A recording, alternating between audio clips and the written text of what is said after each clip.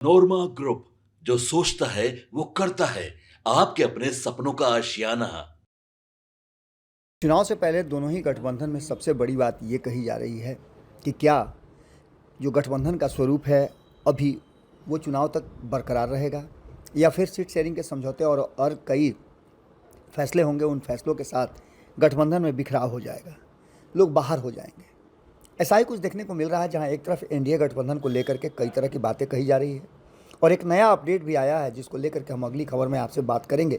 लेकिन उससे पहले हम आपको बता दें कि कांग्रेस ने जिस तरह से अपना रुख बदला है और कांग्रेस जिस तरह से अपना काम कर रही है, वो साफ साफ इशारा कर रहा है कि कांग्रेस कुछ अलग करने जा रही है।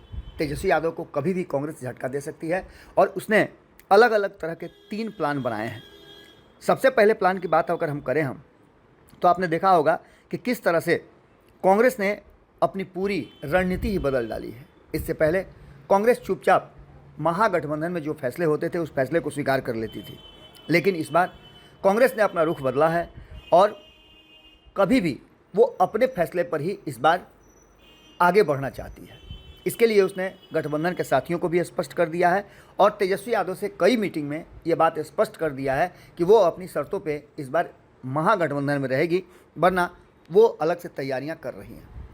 इन सभी बातों को लेकर के बिहार में सभी पार्टियां चुनाव की तैयारी तो कर ही रही हैं, लेकिन इसके साथ साथ गठबंधन में ज़्यादा सीटें हासिल करने की रस्साकसी भी मची हुई है।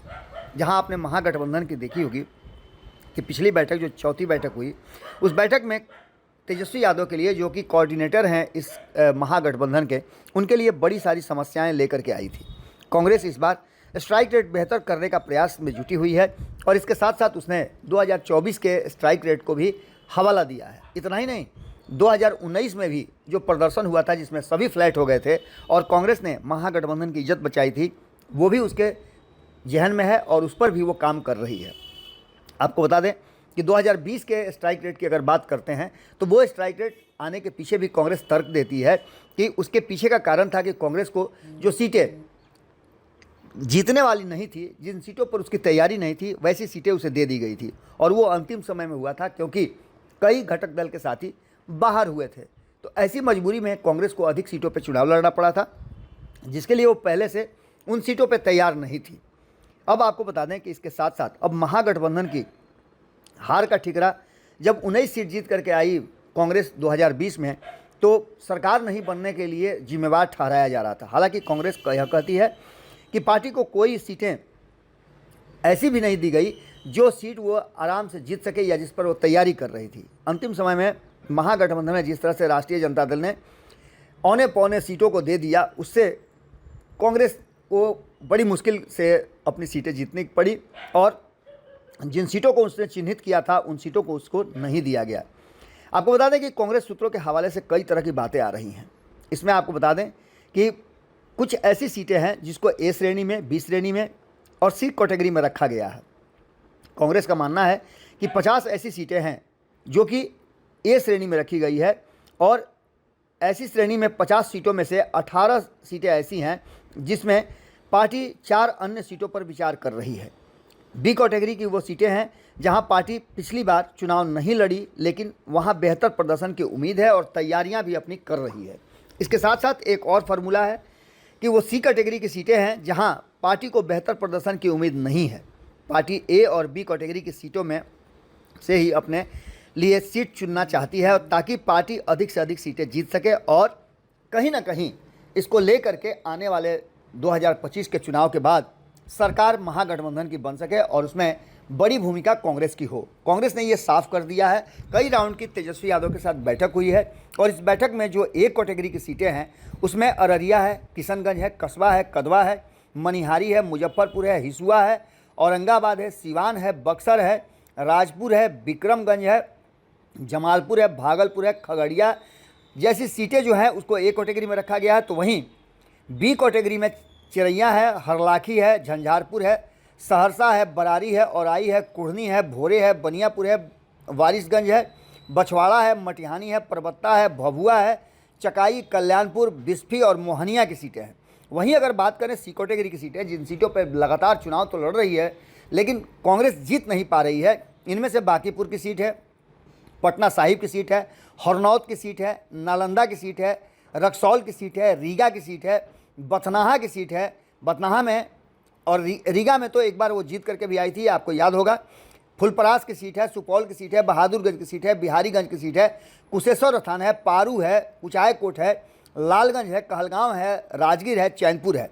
अब इन सभी सीटों को आइडेंटिफाई करने के बाद कांग्रेस ने अपना पक्ष जो है वो सामने रख दिया है और अब फैसला महागठबंधन के साथी दलों को और खास करके कहा जाए तो तेजस्वी यादव को लेना है।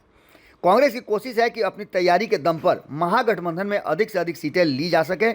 कांग्रेस प्रवक्ता और कांग्रेस के पार्टी के विभिन्न नेताओं ने ये बात कही है कि इस बार वो गठबंधन में सीट शेयरिंग के समझौते को लेकर के अपने तरफ से अपनी राय दे चुके हैं।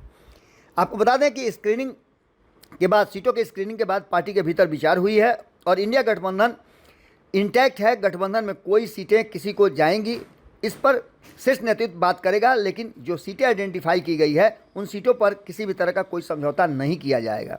आपको बता दें वहीं राजद के प्रवक्ता का कहना है, राजद के लोगों का कहना है कि महागठबंधन में कौन सा दल कितनी सीटों पर चुनाव लड़ेगा ये मिल बैठ कर तय होगा। 243 सीटों पर हम चुनाव लड़ रहे हैं और 243 सीटों पर महागठबंधन चुनाव लड़ेगा, न कि कोई पार्टी चुनाव लड़ेगी। कांग्रेस की तैयारी पर भाजपा की तरफ से निशाना साधा गया है और आपको बता दें कि इसके साथ साथ अब एक नए तरह की चर्चा भी शुरू हो गई है। कहा तो ये भी जा रहा है कि कांग्रेस ने प्लान बी के साथ साथ प्लान सी भी बनाया है, जिसमें वो महागठबंधन से अलग एक नए गठबंधन के साथ चुनाव लड़ने की भी तैयारी कर रही है। 90 सीटों की डिमांड करने वाली कांग्रेस ने 70 सीटों की डिमांड पहले ही कर रखी है कि 70 से कम सीटों पर वो चुनाव नहीं लड़ेंगे। इसके साथ साथ मुकेश सहनी भी 60 से सीटों की डिमांड कर रहे हैं। उनकी महत्वाकांक्षा आपस में टकरा रही है और इसके साथ साथ महागठबंधन में गतिरोध भी बढ़ता जा रहा है। कहीं ना कहीं आपको बता दें कि इस बार महागठबंधन में सबसे ज़्यादा विवाद है। हालांकि पिछले बार भी चुनाव में आपने देखा होगा कि 3 दल महागठबंधन से लोकसभा चुनाव के बाद विधानसभा में बाहर हो गए थे, जिसमें से 2 एनडीए गठबंधन चले गए थे और एक उपेंद्र कुशवाहा अलग से अपना गठबंधन बना करके चुनाव लड़े थे। कमोबेश परिस्थितियाँ वैसे ही नज़र आ रही हैं और ख़ास करके तब ये बात और ज़्यादा गंभीरता के साथ विचार की जा रही है। और कांग्रेस का प्लान सी जो है वो ये है कि अगर नीतीश कुमार एनडीए गठबंधन से बाहर होते हैं और किसी कारण से उनकी बातें नहीं मानी जाती है तो ऐसी स्थिति में गैर भाजपा और गैर राजद एक गठबंधन बनेगा, जिस गठबंधन की कल्पना कांग्रेस भी कर रही है और कई दल आगे भी कर रहे हैं। आपको बता दें कि इसको लेकर के तैयारियां भी शुरू हो चुकी हैं और नीतीश कुमार की भी नज़र इस पर बनी हुई है। देखना दिलचस्प ये होगा कि जो वर्तमान परिस्थिति बनी है उसमें भले ही सर्वे रिपोर्ट जो भी कह रहे हों, लेकिन कांग्रेस को ऐसा लगता है कि ये टर्निंग पॉइंट है और यहाँ से अगर बिहार की राजनीति में उसने बेहतर प्रदर्शन किया तो आने वाले 2029 में जब लोकसभा के चुनाव होंगे तो कांग्रेस के पास एक मजबूत विकल्प होगा और उसके लिए कहीं ना कहीं नीतीश कुमार भी उसके पक्ष में आ सकते हैं और उसके खेमे में नीतीश कुमार रहें तो ज़्यादा बेहतर प्रदर्शन किया जा सकता है। नीतीश कुमार के हिडन वोटर को सब जानते हैं और नीतीश कुमार को लेकर के कांग्रेस भी कहीं ना कहीं आशान्वित है।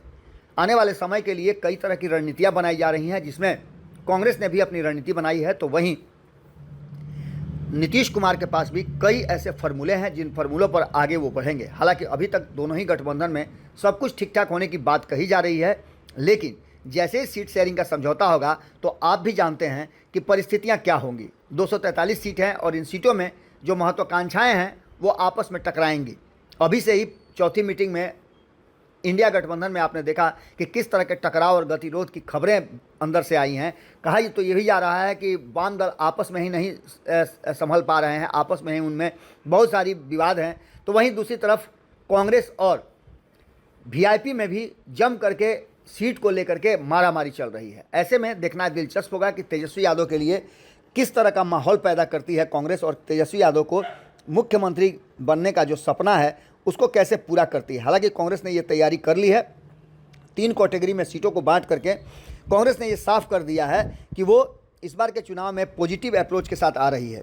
वहीं आपको बता दें कि तेजस्वी को अगर कांग्रेस की बातें नहीं मानी गई तो कांग्रेस के पास ऐसे 3 प्लान हैं जिन प्लान के तहत वो आगे काम कर रही है और चुनाव में एक बड़ा खेल भी कर सकती है।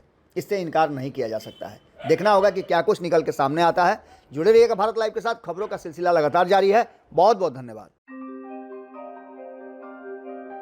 आपके सपनों को हमने सजाया है, ई होम्स पैनोरामा को हमने बनाया है। ई होम्स मेरा एक सपना था जिस पे मैं पिछले 4 साल से काम कर रहा था। हमने जो बनाया है वो सबने है माना। ई होम्स पैनोरामा में हो आपका भी आशियाना।